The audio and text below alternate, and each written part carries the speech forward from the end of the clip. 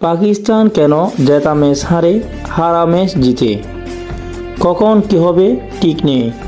কখনো প্রায় জিতে যাওয়া ম্যাচে অবিশ্বাস্য বিপর্যয়ে হার, আবার কখনো কখনো হারতে থাকা ম্যাচে অবিশ্বাস্যভাবে গড়িয়ে দাঁড়িয়ে জয়। এই যদি হয় আনফেস্টিবল অনুমেন্টের সংজ্ঞায়, তাহলে ক্রিকেটের সবচেয়ে ধারাবাহিক আনপ্রেডিক্টেবল পাকিস্তান ক্রিকেট দল নামের সঙ্গে জুড়ে দেওয়া এই তকমার সার্থকতা দলটি পূর্ণ করে আসছে বছরের পর বছর ধরে। এবার যেমন সদ্য সমাপ্ত ত্রিদেশীয় সিরিজে দক্ষিণ আফ্রিকার 352 রানে নজিরবিহীনভাবে 6 উইকেটে 6 বল হাতে রেখে টপকে গেছে মোহাম্মদ রিজওয়ানের দল। পাকিস্তানের 5 দশকের বেশি সময়ে ওয়ানডে ইতিহাসে এমন ঘটনা গড়েছে এবারেই প্রথম।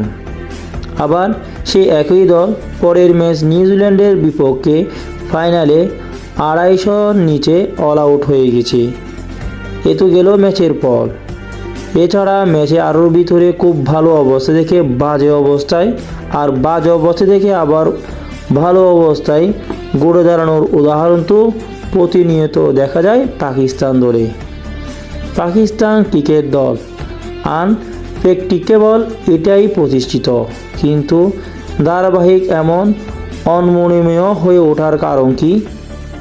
দক্ষিণ আফ্রিকার বিপক্ষে ম্যাচের পর এক সাংবাদিক পাকিস্তানের জনপ্রিয় নিয়ে অধিনায়ককে জিজ্ঞেস করেন, বিশেষ করে বেশিরভাগ ম্যাচে পাকিস্তান দলের জয় বা হারের দোড়াচড়া দুলতে দুলতে তারপর একদিকে হেলে যায়।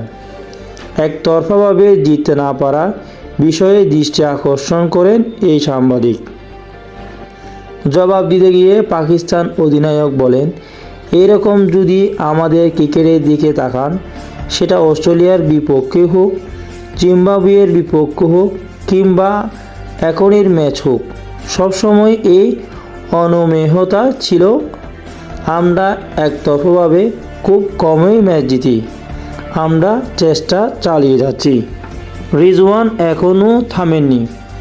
পাকিস্তান ক্রিকেট দলের অনমনীয়তার কারণ শুধু ক্রিকেটেই নয় বলে দাবি করেছেন, কিন্তু এটা শুধু আমাদের ক্রিকেটের দোষ নয়, আমাদের সংস্কৃতিও সবসময় এমন ছিল।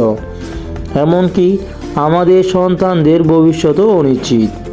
পাকিস্তানে জেতা ম্যাচ হারা আর হারা ম্যাচ জেতার কারণ তাহলে এটি।